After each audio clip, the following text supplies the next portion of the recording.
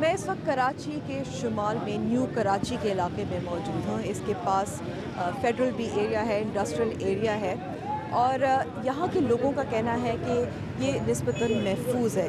ये जानने के लिए मैं बात करूँगी यहाँ के ट्रेडर्स एसोसिएशन के नायब सदर मोहम्मद आरिफ साहब। यहाँ का इलाका आपको क्यों लगता है कि निस्बतन महफूज है? यहाँ असल में मिक्स आबादी है यहाँ पर, और एक होती नहीं यूनिटी बनी हुई है किस्म की। पूरा अमन एरिया है। दूसरे इलाकों से जैसे दुकानदार है, लियारी वाले एरिया से भी यहाँ दुकानदार शिफ्ट हुए हैं हमारे पास। ये हालात के हिसाब से कि यहाँ हालात मुनासिब है, बेहतर है, बद्दाखोरी कम है यहाँ पर।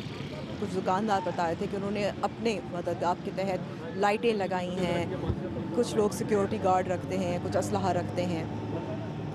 असल में यहाँ हमारी इस रोड के ऊपर काफ़ी अंधेरा होता था, तो हमारे पास कंप्लेन आई, तो हम लोगों ने अपनी मदद आपके तहत जो नहीं सर्च लाइट लगाई है। तो ये अपने दुकानदारों ने अपनी मदद आपके तहत कुछ चंदा जमा करके सर्च लाइट लगाई ताकि लोग रोड पे चल रहे उनको भी फ़ायदा मिले, दुकानदारों को अगर रात को बैठना पड़े उनको भी फ़ायदा मिल जाए। आपको कुछ अरसे पहले सुनने में आया था कि ऐसा वाक़या यहाँ हुआ था, चोर आया था, लोग जमा हो गए थे, उसको मार पीट के भगाया था।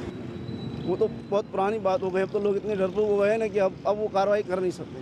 लेकिन अब वो है पब्लिक कर नहीं सकती, क्योंकि पब्लिक डरी हुई है।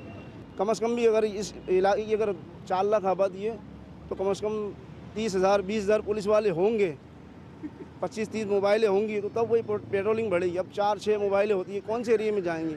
यानी कराची माशी हब है पाकिस्तान का। मैं अंदाज़ा नहीं बता सकता कितना वो टैक्स देता है कराची। सबसे ज़्यादा कराची टैक्स देता है ना।